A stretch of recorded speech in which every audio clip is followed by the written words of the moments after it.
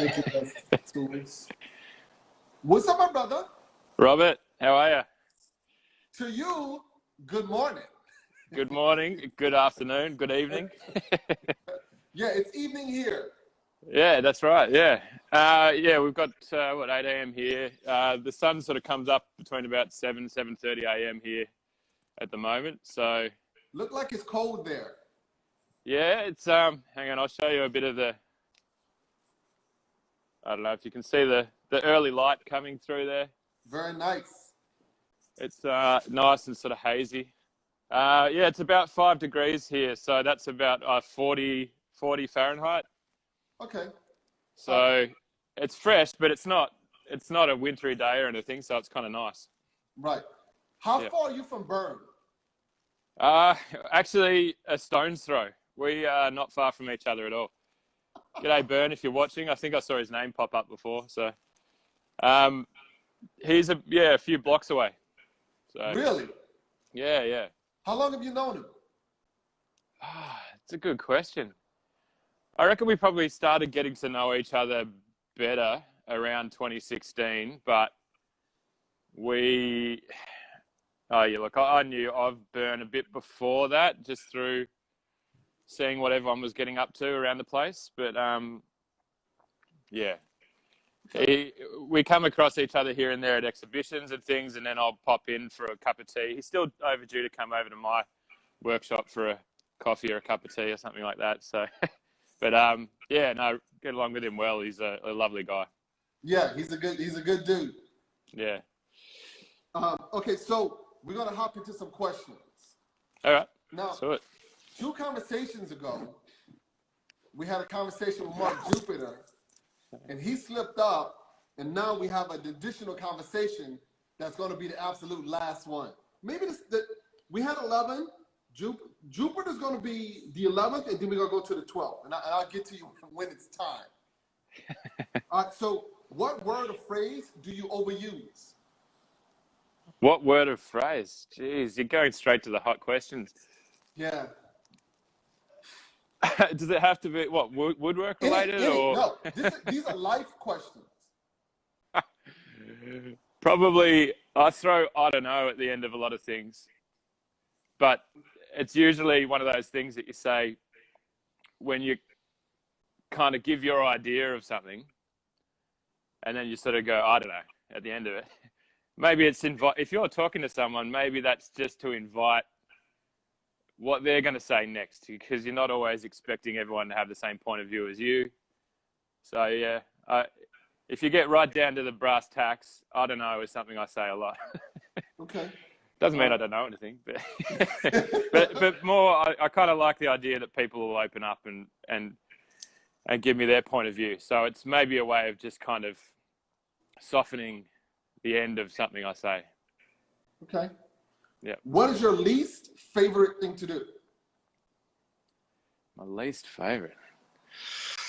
Oh man, I don't know.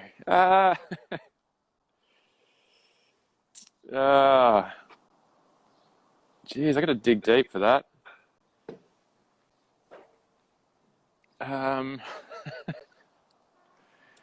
In a weird sort of way, just like getting up when you're expected to be somewhere that you know deep down you really don't want to be there. So it's an obvious thing, but there are lots of things in life. I guess you got to get up and you just got to do it. Okay. And sometimes that can also be, you've got to do it, but it's also the least favorite thing, that just getting up in the first place. When if you're in bed and you're comfortable and you want to lie there and just get warm, all that sort of stuff. Yeah. Okay, so I'm gonna bring up the thing that most woodworkers have said: paperwork. Yeah. Right. Okay. Well, and you may like doing the paperwork. Yeah, I've learnt to like it. Well, that's good. It's not my favorite thing, but. So if you're registered for GST here, goods and services tax, every quarter you've got to present a BAS statement, an assessment statement and a business activity statement. So I've got my accountant and one of their bookkeepers does my BAS, but I prepare all of the numbers for that. So I go through my costs and incomes and all that stuff. And earlier on in my business, I used to put that stuff off a lot. I probably still leave it to the last minute anyway, but I've grown to enjoy just having the control over how that goes into, you know, a spreadsheet. Google Sheets I use usually for that sort of thing. And then I send that across to the bookkeeper, and she takes about 5 minutes to process it because it's really not that technical for her. But for me, there's something, I get a bit of an accomplishment out of just putting that information together because I feel like I'm doing the right thing. Yes. But it's, look, it can be a drainer, the idea of it, but it's a necessary evil. And that it is. And if anything, it gives you, if you can control some of that, it gives you an understanding of what's going in and out of the business as well, which makes sense, right? Like, exactly. You've got to have that knowledge, you know? Yeah. Because if you don't do it, it's only going to get worse. That's right. It's only going to, and I got stories about that. It's only going to get worse. Yeah. And look, I've seen, I've got stories of it too, and I've seen how testing that can be if the tax office wants to chase you. But worst case scenario, knocking at your door. I've had them knock on my door. Emails are bad enough. Yeah, That's a knock at the door, trust me. I've had them knock on the door. Yeah. It's scary. Well, because it also, when you think about it, it seems like a ridiculous thing. It doesn't seem real because it's just paper and numbers and people asking for something from you that in a lot of ways you think, well, why? Because we want to tax you and get more money from you. Yeah. And, you know, it's the system. That's the system. It is. So and a lot of my colleagues have said the same thing over the years, is get on top of, if anyone's having issues with that or starting out, is just get on top of that stuff because it isn't actually as hard as it seems. It's not. Especially if you're a sole trader. I don't know how your businesses are classed, but people can be incorporated where they LLC. might be a proprietary limited and things. What was that one? With LLC. Okay. So is that just if it was a one-man business, that kind of thing? LLC? One man more, it takes more people. Yeah, it's multiple members. Okay. It's not a sole proprietorship. Yep. And it has to get done. Yeah. You have to file paperwork. It's a lot but it's not a lot because you do it once a year, and when you do it, you stay on top of it. It's fine. Yeah. I think that's what it comes down to, is whether you've got staff or not. You just got to stay on top of it. Yes. But anyway. What is your most favorite thing to do? Probably as a general thing, just getting out into Mother Nature, getting out into the bush, you know, go for a hike. Even if it's an urban thing, like I skateboarded my whole life, so I don't get out as much these days, but I've always got my skateboards in the back of my van, and to be able to just pull one of those out and, you know, go for a cruise, just feeling freedom. So you how long have you been on a skateboard? Since I was, I don't know, 5-6 years old, but. Okay, so let me ask you, right? Yep. Were you a suburban, snotty-nosed skateboarder? Or were you a suburban that went into urban, destructive skateboarder? What do you mean by destructive skateboarding? Like skating on public property? Yes. Graffiti. Yeah. Oh, look, I was never a big graffiti. Like, I've always appreciated it. I've always followed the scene. I love it. I've got a lot of friends that are, deep in it. I've always drawn and had that sort of, you play around with tags and all that sort of stuff. But I was, Okay, I was never out in the middle of the night. but my question is, to me, I'm not a skateboarder. I don't know, but I correlate skateboarding kind of with graffiti, meaning sure. that it's guys who are hanging out. I guess that would be breaking the law. Sure. Yeah. And, Well, I know I sound real stuffy right now, but that's what I'm thinking is how deep into skateboarding were you? Were you in competitions? Nah, not officially, that sort of stuff. It was very much more just like getting together with your mates.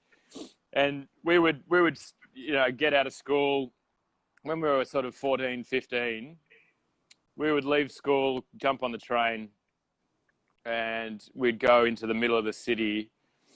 And there used to be all these different makeshift skate spots. So one of the main central train stations in Melbourne is called Flinders Street Station. And there used to be an old commercial block across the road from Flinders Street Station. And there was a skate spot there, which was just made by skaters. And they used to call that Flatlands. And it had all, ramps made out of plywood and street signs that had been turned into ramps and stuff like that. And we used to go to things like that.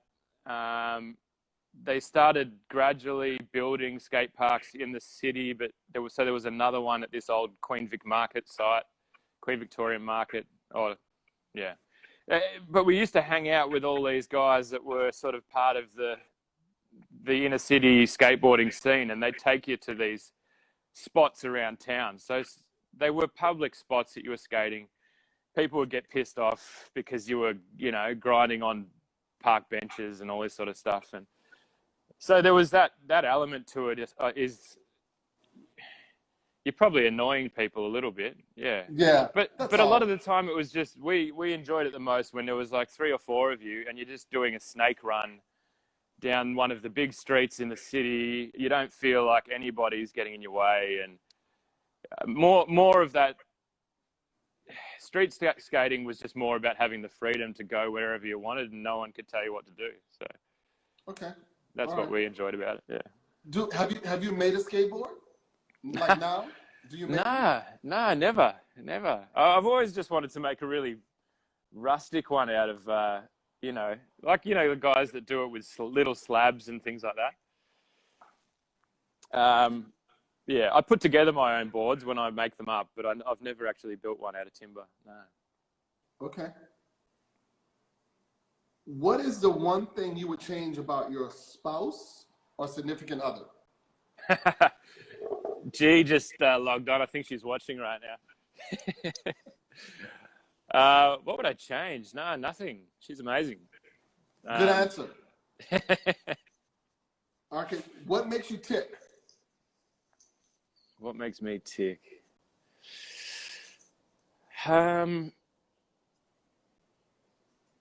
Oh man, maybe things like this. Like being able, just being able to. I've always been a sponge, and so I absorb information from, all angles of everything around me, and so what makes me tick is being able to have those sort of special interactions with people, and just learning new things. It's simple as that. Yeah. What irks you the most?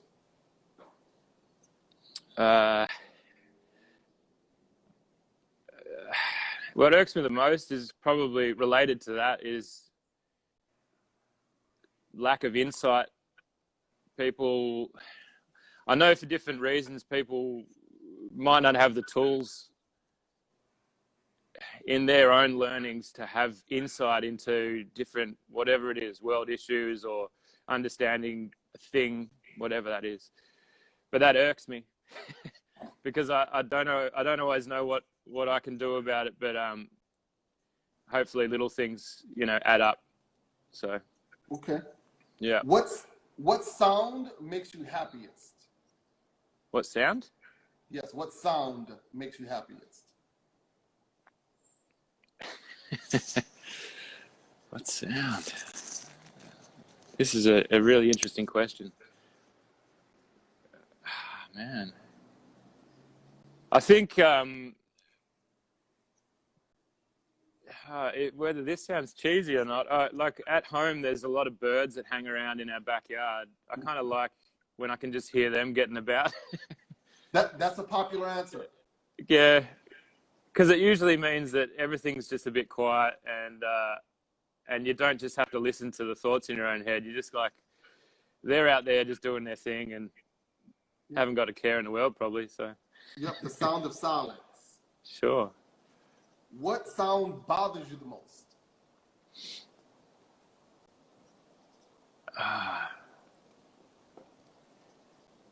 Sound. My dust extractor. Seriously, if I could have a silent dust extractor, that'd be a dream. But it's pretty basic sort of machine. So it just, when it goes, oh man, it just gets stuck in your head. So. All right. What is your favorite curse word? My favorite. Yes.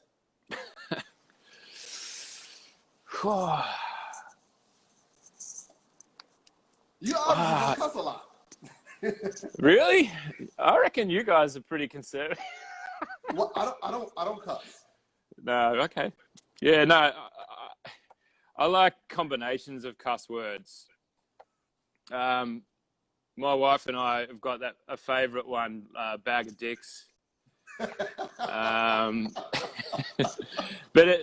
But things like that, where you throw together a couple of different words, maybe they're two different cuss words, maybe they're another word with a cuss word. Just get creative with it. If you're going to swear, you might as well make it count. So. All right. What profession, other than your own, would you like to try?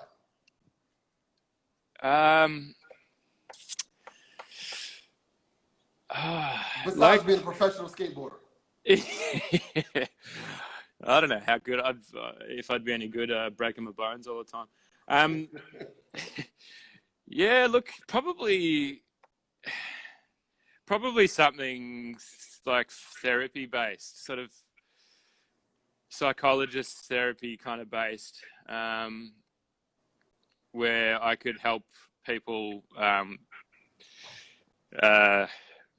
just understand what it is they're going through and where they can take things to, I guess. Yeah. Okay. Now, the Mark Jupiter question. Okay. I'm going to ask the question and I'm going to answer it. And then you can go. All right? Because I was told you shouldn't ask a question you're not willing to answer. All right? Have you been to jail? Now, I'm going to answer that. And then you can answer. Yes, I've been arrested, not jail, arrested. I was arrested 4 times. Okay. And it was all of this, it was 3 of them were the same and 1 was different. The first time I was arrested, I was a junior in college. Yep. And I drove a 911 Porsche. That's when I started my car collecting. I had a fan collection at the time. Nice. I had a 71 Corma Ghia, and my second car was a 71 911 Porsche. Okay. It was white. Cool. And I got that car. That was my 3rd Porsche, actually. The first 2 that I had didn't run. Yeah. They were parts cars. Okay. So I bought 2 parts cars. One had a racing engine. One had the wheels and the seats I wanted. And I found a Porsche guy, and I traded him his 2 cars, and I think $2,500.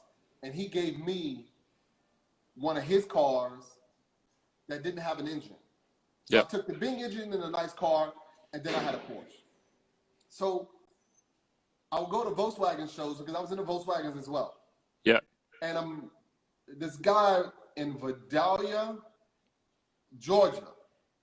Yeah. I was in Atlanta. He had a 66 hardtop convertible Bug.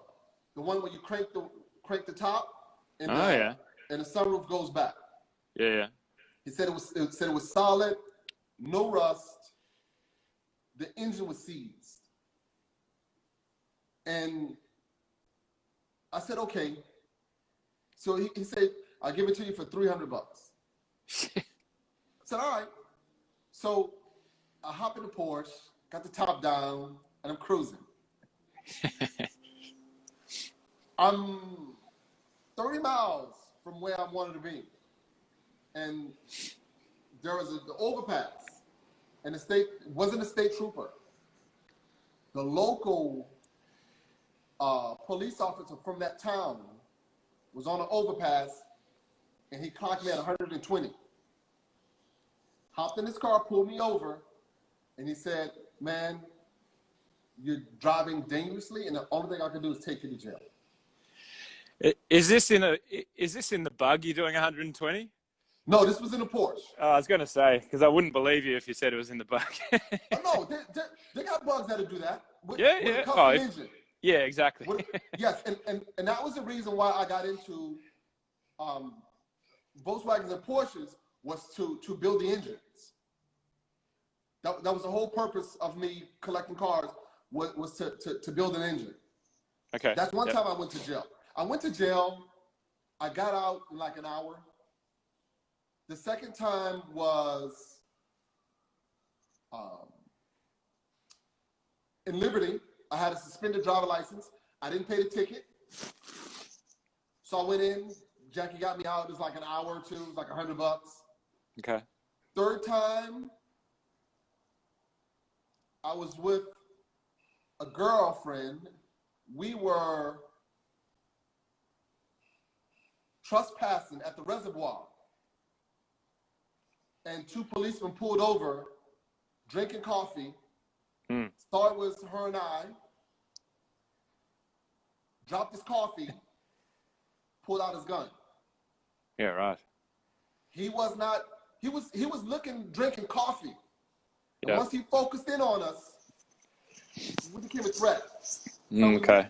We went in, saw the judge, 8 o'clock at night, paid a $250 fine, erased the pictures, and we left.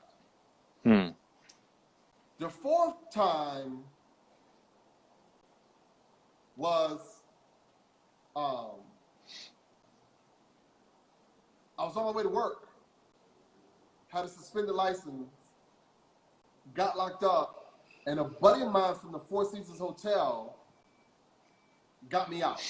He just made a call. He's got me out. Then Jackie came and picked me up. That's my 4 times getting arrested. How about you?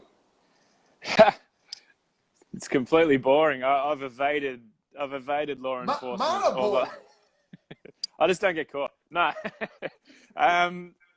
Yeah, no, I haven't been arrested. Okay. That's the answer. All right. Next question. What would you want on your tombstone? Shit.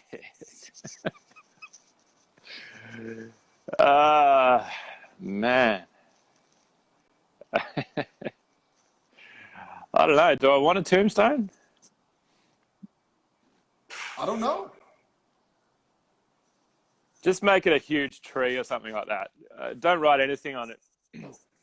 Just make sure everyone knows why it's there, and don't chop it down. That's my tombstone. Right, and that's what we live off of. Yeah, that's right. All right, so here we go with the conversation. Okay. We want to know your path from high school to your current company and all the things along the way that help guide you to where you are now.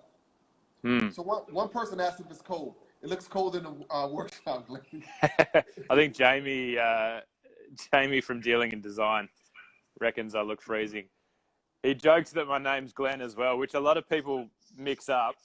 They think because Glencross Furniture, my name must be Glencross, but Glencross is actually my middle name. So What's your first name? my first name's Julian. Julian. Yeah, every time I sign off on those messages to you, that's why it says Julian. No, yeah, so look, I get it all the time. People email me, "Hi Glenn, just wondering if you can help me out with a piece of furniture," and it's just a running joke now with a few people I know. Okay, wait a second. Is your last name Cross? No, it's McCartney, as in Paul McCartney kind of thing. Where the hell you come up with this from? The Glencross part? Yeah. Yeah, it's my middle name. Your middle name is Glencross. Glencross. It's one word. So it's Julian, Glencross, McCartney. McCartney. Okay. Yep. All So right. the Glencross name, if we skip ahead a bit, that comes from my great-great-grandfather. And his name was Charles Glencross. And he was a coach builder. So he, if you think of the old horse-drawn coaches, I can see Jamie there laughing. Back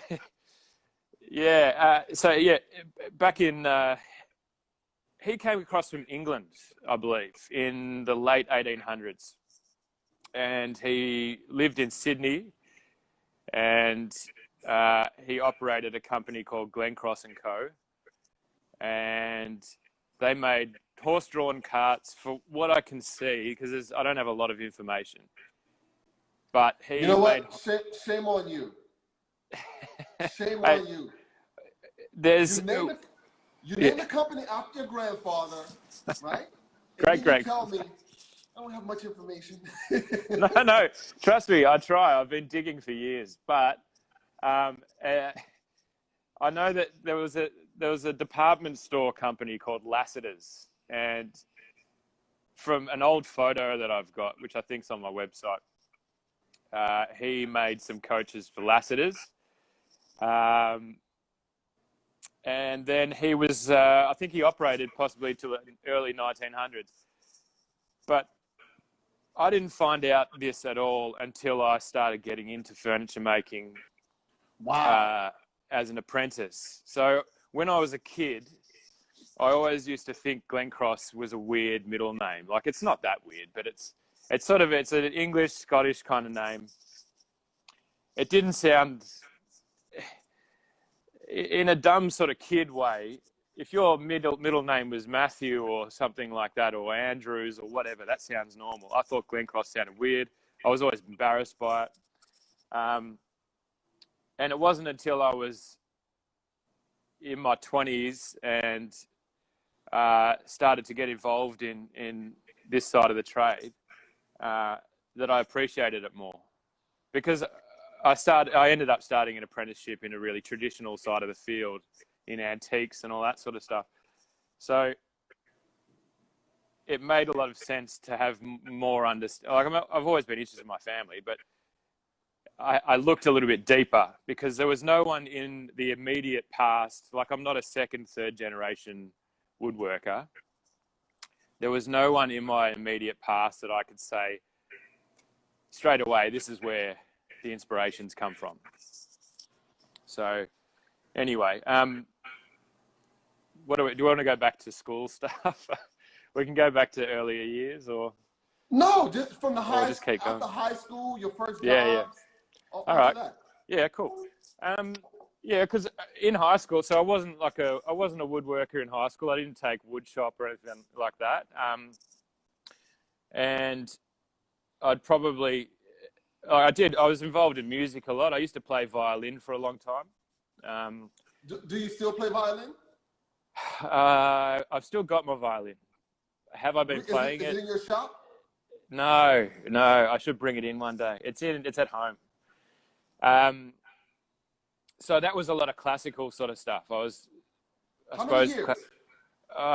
From about 7 or 8 years old till all the way through till I was about 18, 19. And then I didn't touch it much in my early 20s. So why?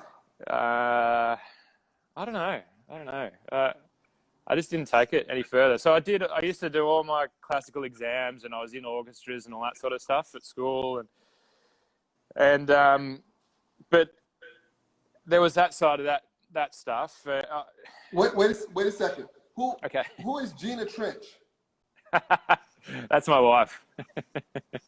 She said, "Wish you played more." Yeah, I know. But I would find that a little strange that you do something for 10 years Yeah. and you do it at a pretty decent level, and then all of a sudden you stop. Yeah, no, it's silly. It's I have picked it up over the last handful of years here and there, very rarely, and you still, your fingers know where to go, but that kind of thing, like I was always interested in creative type stuff, like whether that was through music. On the side of that, I used to make a bit of music with my friends. What kind of music do you like? I'm pretty heavily into like hip hop sort of related stuff and anything that kind of has a good beat. So funky, jazzy sort of stuff. But I've got a pretty broad interest. So it just has to have the right sort of sound. I don't know, but I listen to a lot of hip hop. So who's your favorite musician?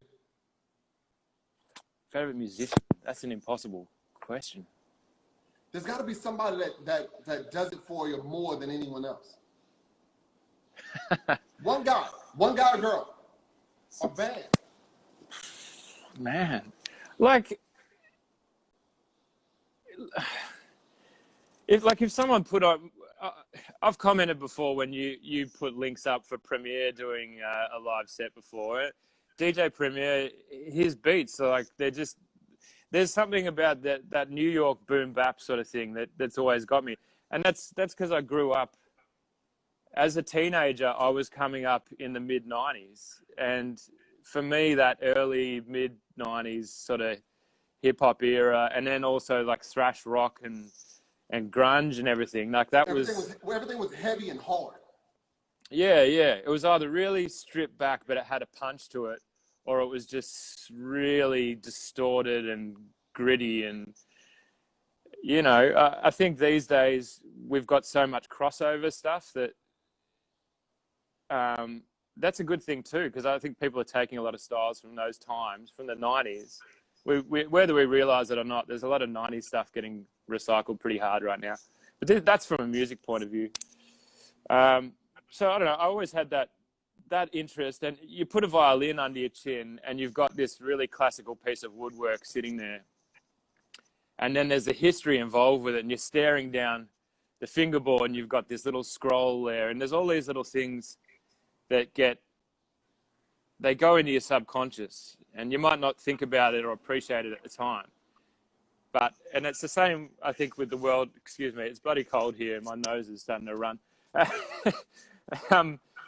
There's all these things that are surrounding you at all times in your life, and you decide what little influences you take in and how they send you in a certain direction. So by the time I got to the end of high school, I thought that I wanted to get into the corporate world as some way that I could use my writing. Like, I enjoyed writing, so I used to write, I don't know, maybe stories and poetry and lyrics and things like that. Whoa. When did you start writing? I probably really started getting into, I mean, you write stories when you're in primary school and stuff, but I had a teacher in grade 6 who gave me a bunch of poetry books, and I used to... Let me tell you about writing, right? Writing, people do what you did with the violin. As soon as you get out of school, people don't do it anymore. So, writing? Really? Yeah, writing. No, I kept writing. I was writing more when I finished school. Because I was a bit of what they call a bedroom banger with making hip hop related stuff. So I would write lyrics like as an MC, and so you write rap lyrics. Who's your favorite hip hop artist? Man, okay, again, I got a question. Was it East Coast or West Coast? Was it gangster or was it party? Nah. Which one? No, it was definitely East Coast influence. I can appreciate what a lot like, and there's a lot of West Coast stuff that I like. I probably, if it was any West Coast stuff, it used to be guys like People Under the Stairs and things like that came out of around, I think, the Oakland area and things like that.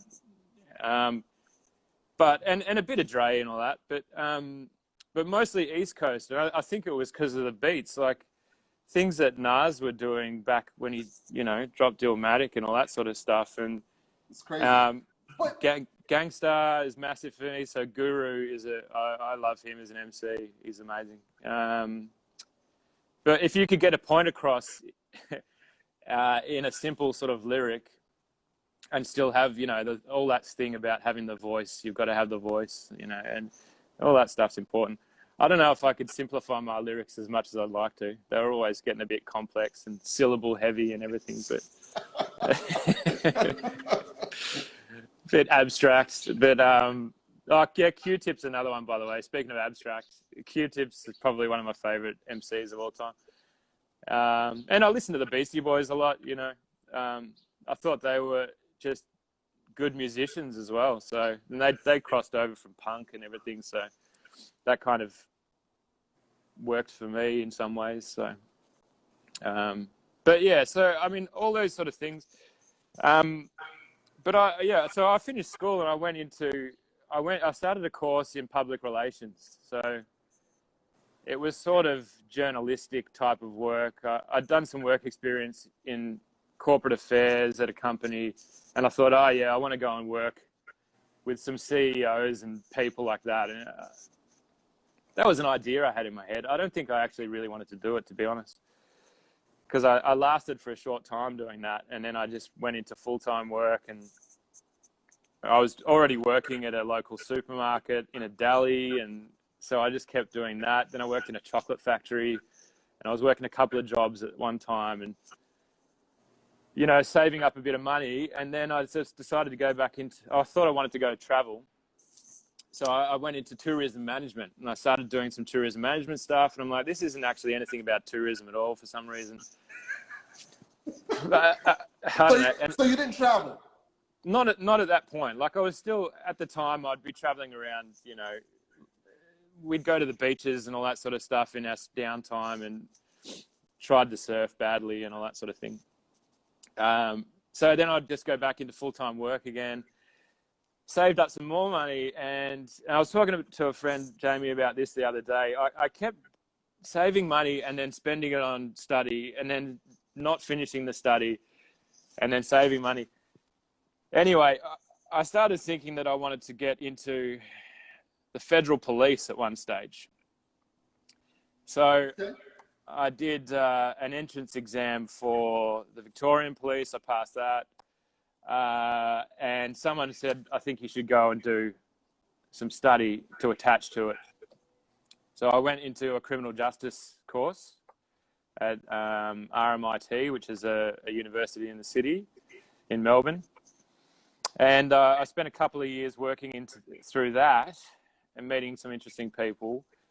But again, I realized halfway into that, is that really where my passion is? Do I want to go down a bit more of a regimented path, or do I want to try and, exercise more creative outlets? And then I was working 2 jobs again. And then I decided, okay, I'm going to buy a car or I'm going to go travel, because I needed a car at that stage. And I sort of had this big chat with my dad one day, and I was just torn between everything. And he's just like, he'd done a lot of travel with mum and even before he met mum.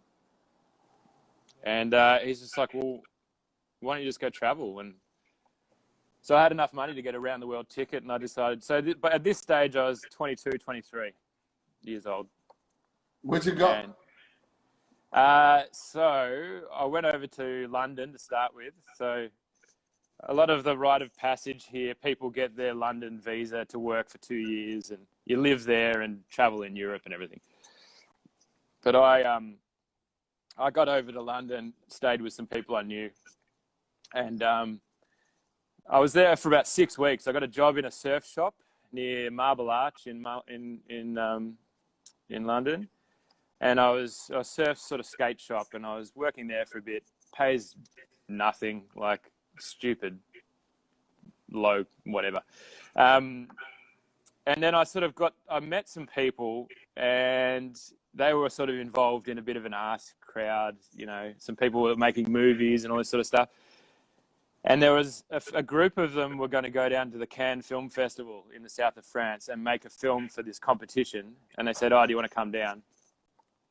So I ended up going to the south of France and left London. Yeah, and I ended up just staying there for a whole season, like a summer season. And we made this film for the Cannes Film Festival that won the category it was in. It was like a little short film thing. Cool. And then I just stayed down there and worked on mega yachts, just doing deckhand work and stuff like that. So I was starting to get a bit of exposure to these sort of, you know, there was the cultural aspect of just hanging out in a different place, but the mega yachts, you've got all these ridiculous design sort of styles and people with outrageous budgets doing crazy things, helicopters that land on the bow of the ship and all this sort of stuff. So I was seeing some cool stuff like that. And then I traveled around Europe. I did sort of, you know, a bit of a loop around up to Germany and then down to Italy and that sort of stuff, and hung out in some interesting places. And eventually took off from Europe, went over to Canada. Actually, I went to New York really briefly, and then up to Canada, and ended up living in Canada for a year. So, What part? I was in British Columbia on the west, and I lived in a little town called Fernie, which is in the Rocky Mountains, and it's a little snow town. They've got a ski resort there just out of town that has some of the best powder snow that you'll ever get, and it was amazing. I went there to snowboard, so I used to snowboard a bit, and snowboarded for the winter, and I loved the place so much I stayed for the summer. And it was a beautiful place to see the seasons change. And when I was there in the summer, so during the winter, I was just working hospitality work, you know, just expediting food and things like that. But in the summer, I did some labouring work with some different trades for this crazy painter and some other carpentry guys building like villas out of, you know, huge cypress or cedar logs and things like that. And there was one time when I was working for this crazy painter, and he was getting all this skirting run through. He needed to get it run through a sanding machine. And there was a local furniture maker who had a workshop out the back of his house. And he had a big wide belt sander and all his other stuff set up in his workshop. And I remember being in there for a few days running this material.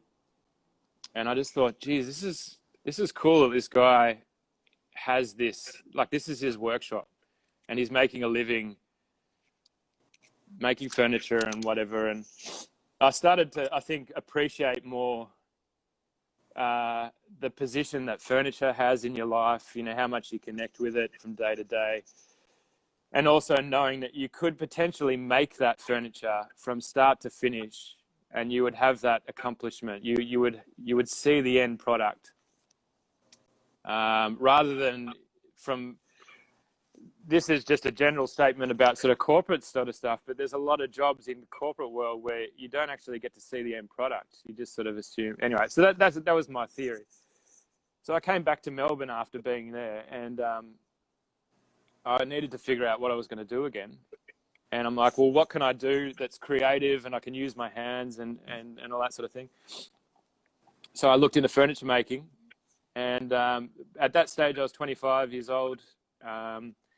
And I started a pre-apprenticeship at back at RMIT again, the technical college in the city.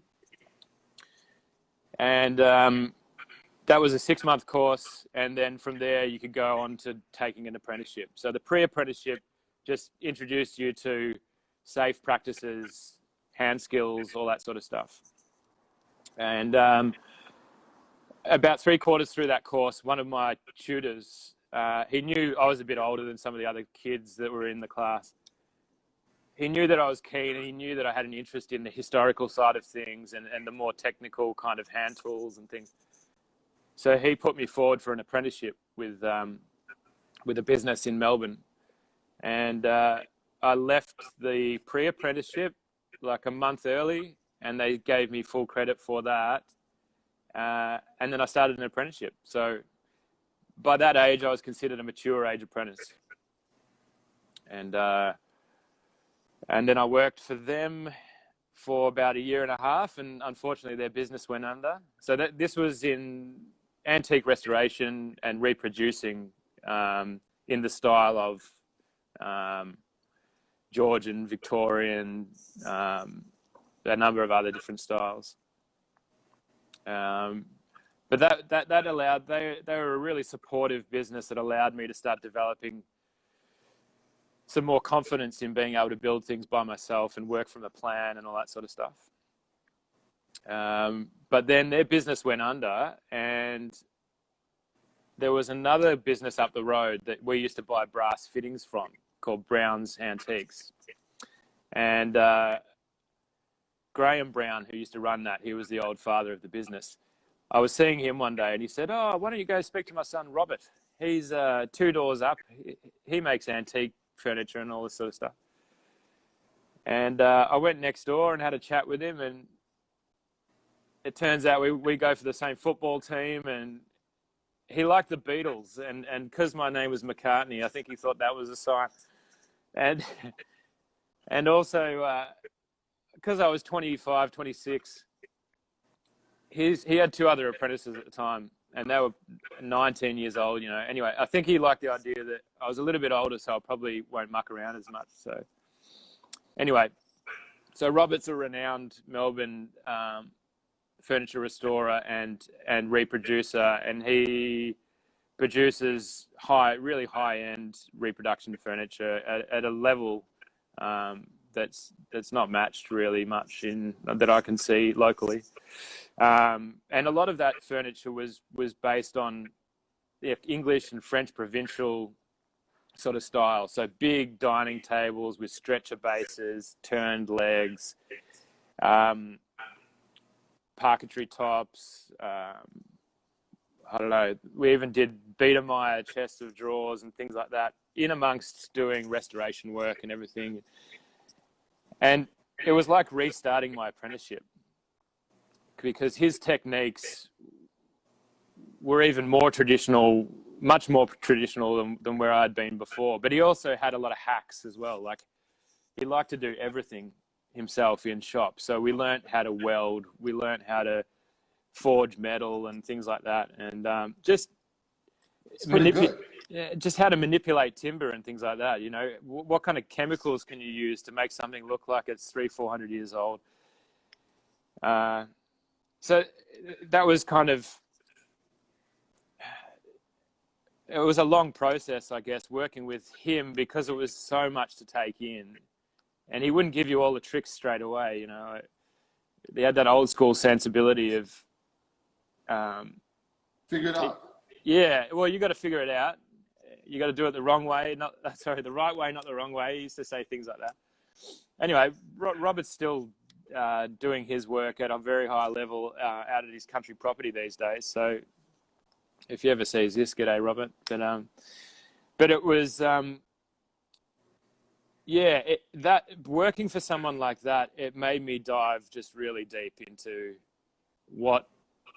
how furniture was made, because I got to dissect a lot of furniture by doing the restoration stuff. If there was something that I could recommend to a lot of new makers these days, if you really are interested, is just get your hands on some true, like, old furniture, like 200-300 years old sort of stuff, and just get into the guts of it and have a look at what it's made of and how it's made. Because there's a lot of stuff it's made really well, but it's not made in the way that you see a lot of studio furniture and things made these days, where everything from the inside out is absolutely perfect. That stuff isn't like that. It's all about the facade.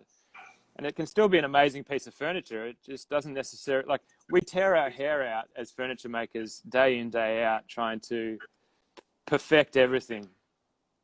And it's just, I don't know. I've heard people say before, like, our 100% is someone else's 60% or 40% or whatever, you know, like, sometimes you have to tell yourself that is, you don't have to skimp on quality, but you have to know when to stop Right. and move on, you know.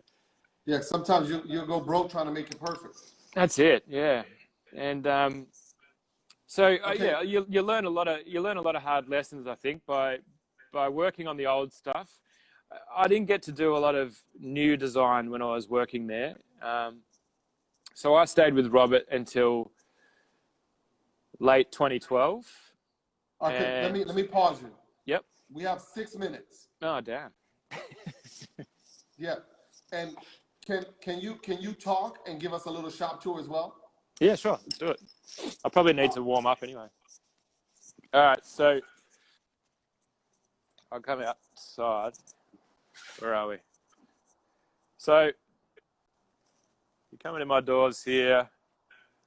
I've got about 120 square meters, and then I kind of bleed out to, this is a big sawtooth factory, if you know the sawtooth roof shape. Okay. And this area, I've got my little 10-inch jointer there. I've got a 20-inch thicknesser there, which is those kind of worldwide. A lot of people have that kind of model. It's pretty straightforward, 20-inch thicknesser. I work off a table saw or cabinet saw. I have used the sliding panel saws and things like that, but I always learnt on a table saw, and I feel a bit more connected to how I use that particular type of machine. Drop saw there for just chopping down material.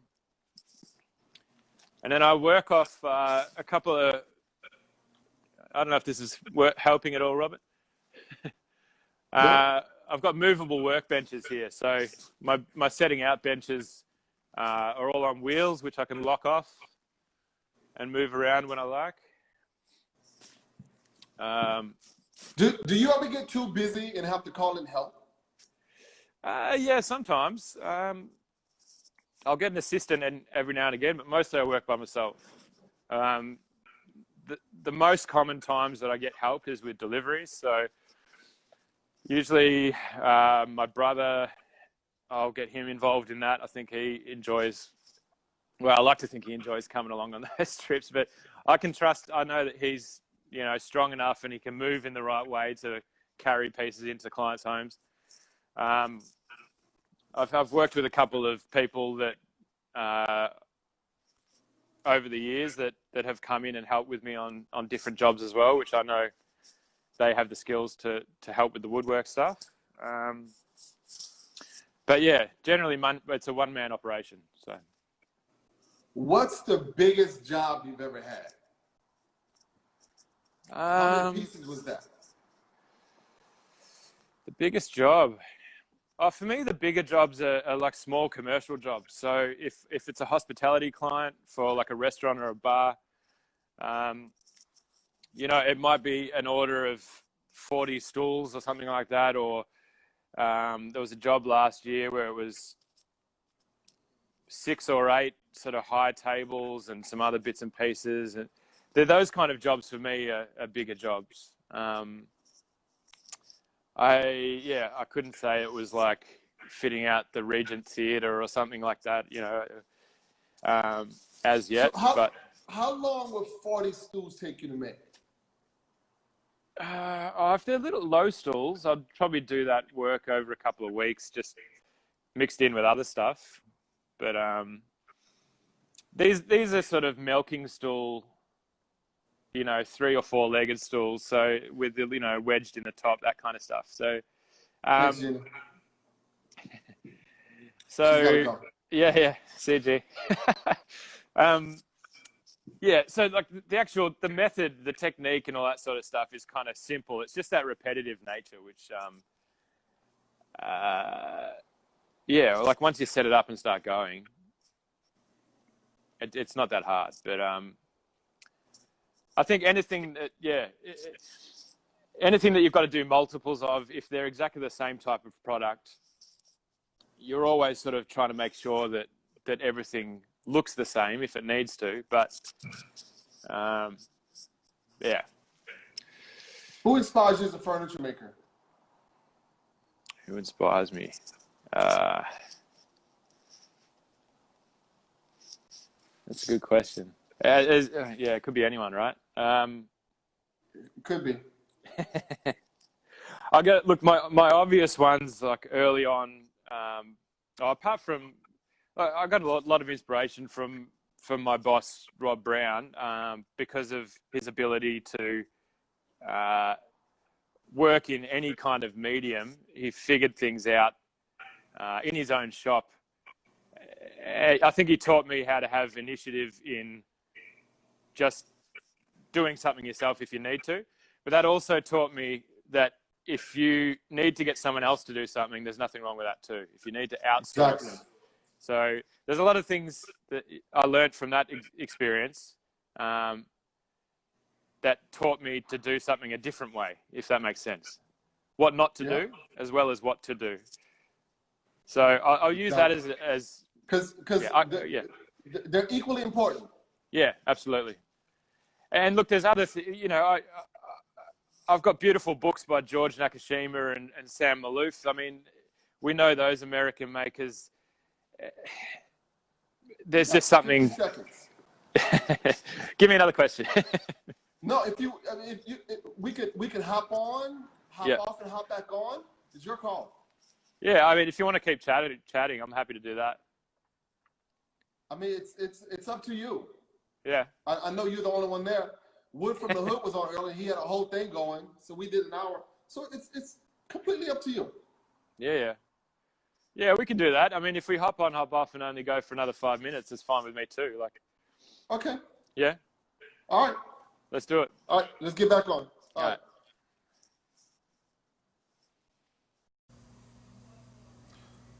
Hello, you all. He was in the middle, so we're going to complete it.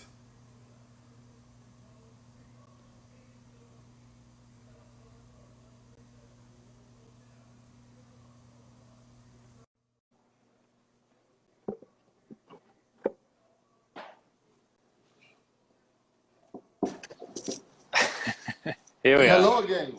Hello. So we're talking about inspirations, and then the first hour was cut off. Yeah. The last thing I touched on, I guess, was the Sam Maloof and George Nakashima sort of thing. I think the reason I connected with them was because I guess there was a time when I was trying to find other woodworkers that had interesting sort of modern designs in their work, but they were also using you could tell that they were making things out of timber, if that makes sense. Because there's some timber furniture I don't connect with as much, because I feel like it gets made so hard that it starts not feeling like it's out of wood anymore. It might as well be stone or plastic or something like that, and that's fine. But I guess I was drawn more towards stuff that had a bit of a tactile, something that if you touched it or if you sat on it, it would feel a certain way. And so that kind of those ideas sort of inspire me a bit. Is I can still make pieces that are quite linear and maybe they're more modern looking, but if you look at the grain, or if you actually get to touch that piece, there's something about it that still feels natural about it. And so that kind of idea always inspires me. So I like modern design, but I like it when it's used in a way that still feels there's something still natural about it, and it still draws you to the material and not just the design for the sake of the design sort of thing. So I think there's a lot of design that's just for the sake of design, and then it loses personality sometimes, you know, when that's overdone. So What do you what do you consider the more difficult things to make?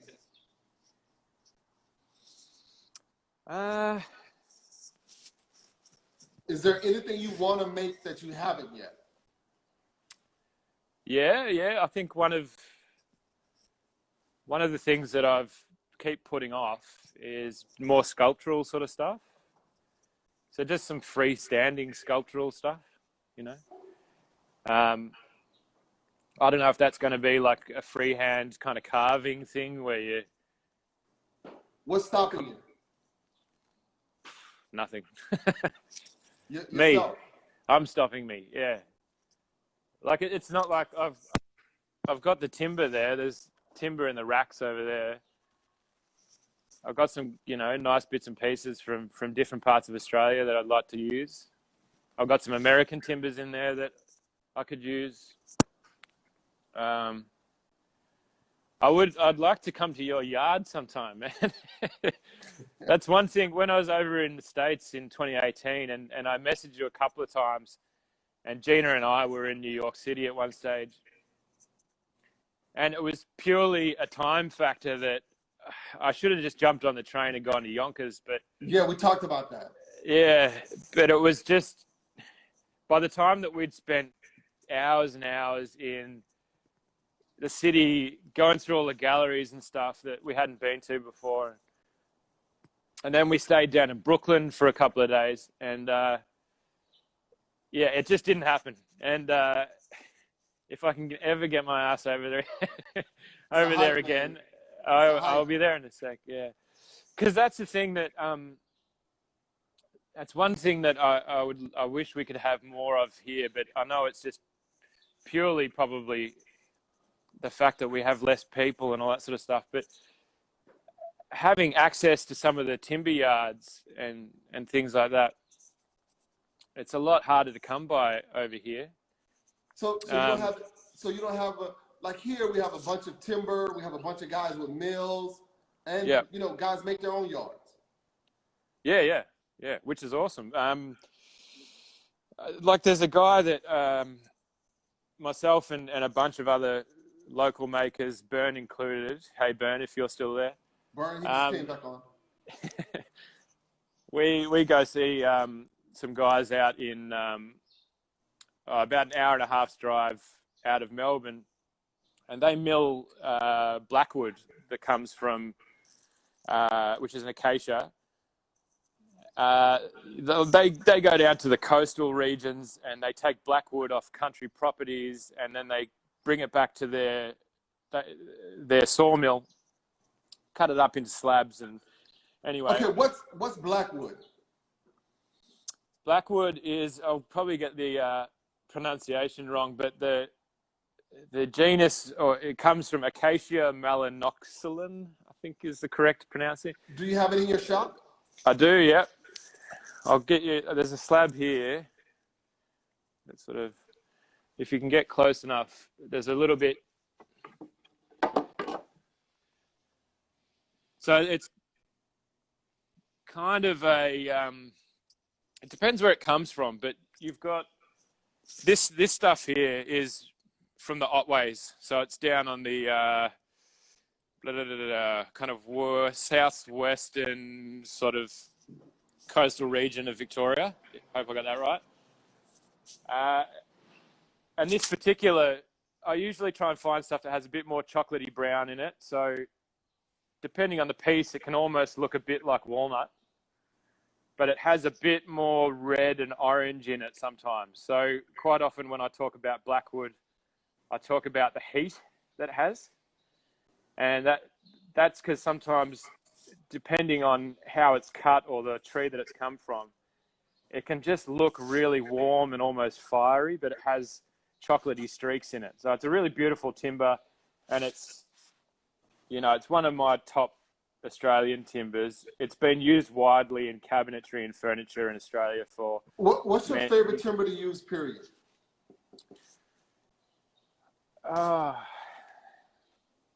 I'd probably say blackwood, not because it's the best to work, because it's sometimes the nature of the grain. It doesn't look like a curly grain, but it's not always awesome to hand plane. It's not always awesome to machine, but it can machine very cleanly. But the color of it, I absolutely love. And it probably because of that kind of fiery heat that you can get out of it. And it looks beautiful when you oil it. Because otherwise, back in the day, again, when I used to work the antique sort of stuff, we used mostly American white oak. We used black walnut. We used a lot of cherry.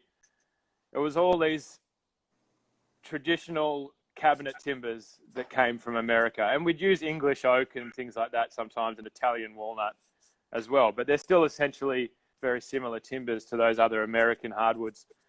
And I've always going to have a soft spot for those because they are undoubtedly supreme cabinet timbers, the oaks and the walnuts and things like that. Like for stability, for quality of the grain, for how they mellow with age, you just can't compare. We've got some fantastic Australian timbers as well. A lot of them come from eucalyptus varieties. But probably the most widely used here is a Vic ash or a mountain ash, which is, I'll show you here. I've got to make a king size bed. Oh, hang on. I'm going to make a king size bed out of this stuff, and it's quite straight grained, light colored, and it's a eucalyptus. That stuff's mostly quarter sawn because, it keeps its stability a lot more in the quarter sawn. You said it's a eucalyptus ash? Yeah, it gets called a few different names, but is it suffering from the same beetle as all the other ash around the world? I think that's that ash beetle that you're talking about might be similar to like the elm beetle as well, which it's a different sort of thing. This sort of ash comes from what you would see in the typical kind of bushland. If you looked at the bush photo of an Australian kind of outback area, a lot of these timbers originate in those kind of zones.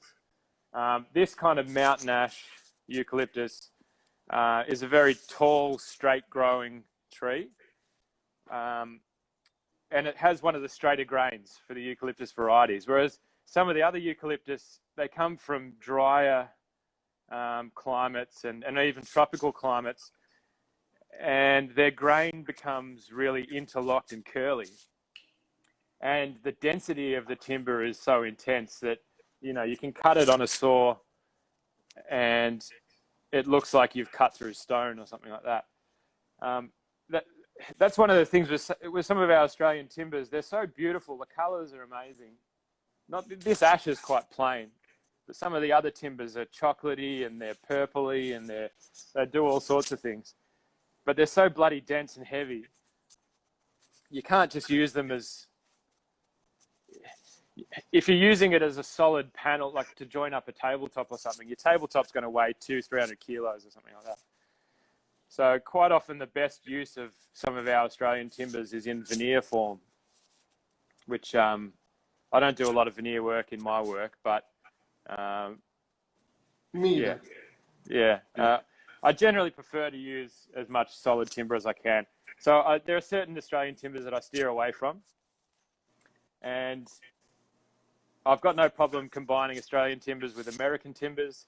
I've had some nice results with American oak cabinetry where I'll use blackwood as detailing and things like that. I love the idea of mixing timbers that complement each other if that's possible. So yeah, and I don't know, there's other kinds of beautiful... I'll show you something else. So we get some beautiful timbers from Tasmania. If you look at that little spot on the bottom of Australia, Tasmania's got an interesting convict history and all that sort of thing.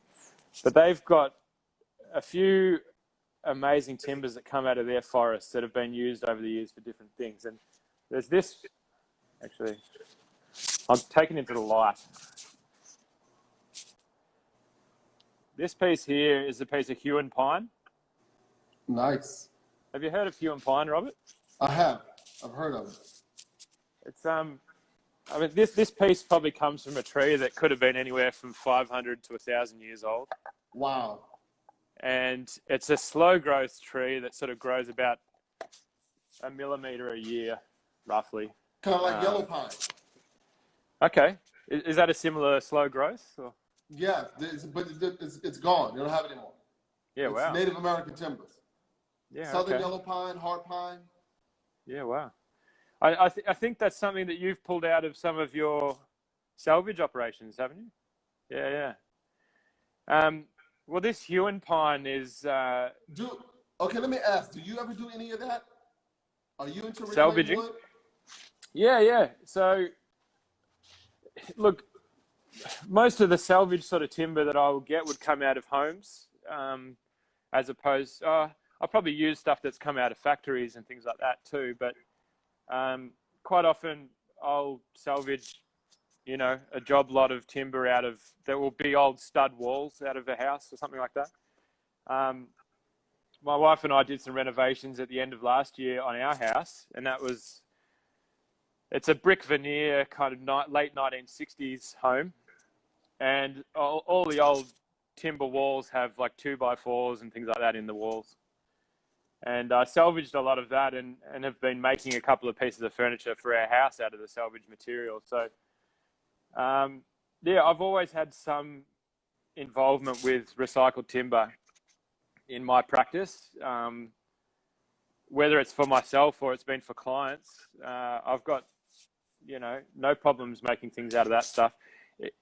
You've obviously got to take extra care in running it through your machines and all that sort of stuff. Yep, need a metal detector. Yeah. Which my metal detector is just me mostly. But actually, a lot of the time, I've run over a few nails and screws, over the years. But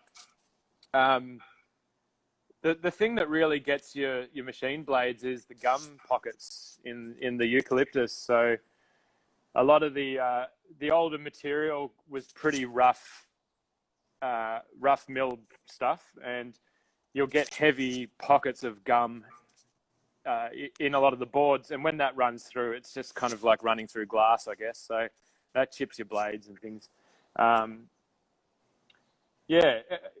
It's interesting, the recycled timber stuff.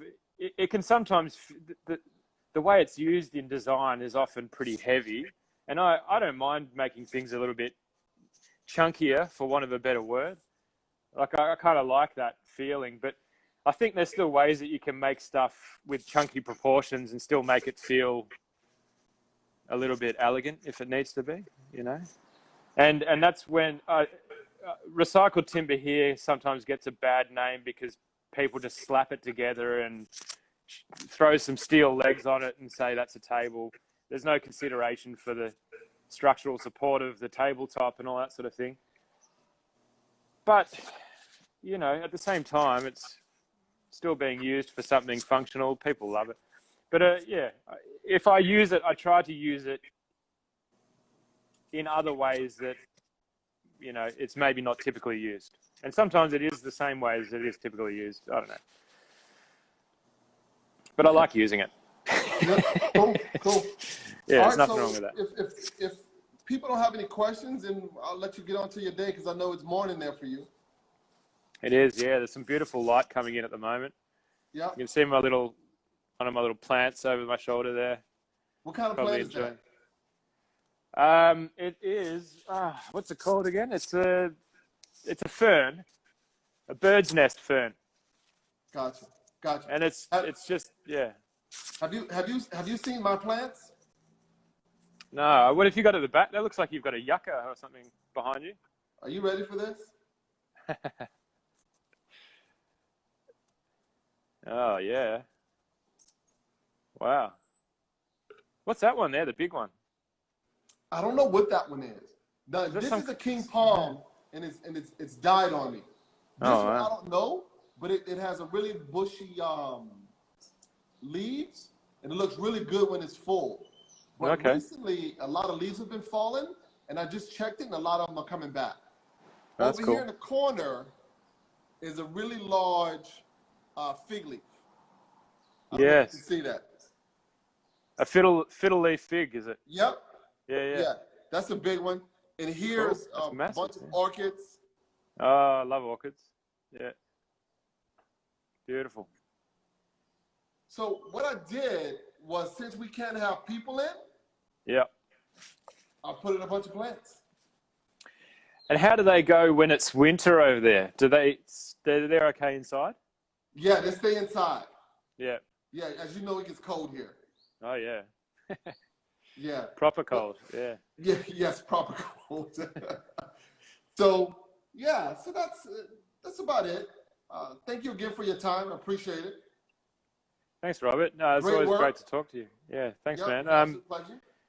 I feel like I'd have so many questions to ask you as well. So maybe we can have a chat another time, and Absolutely. I can learn a bit more about your story, because it sounds like there's a lot of interesting stuff in there. So Yeah, I've lived a crazy life and did this wood thing probably the wrong way, but it worked out.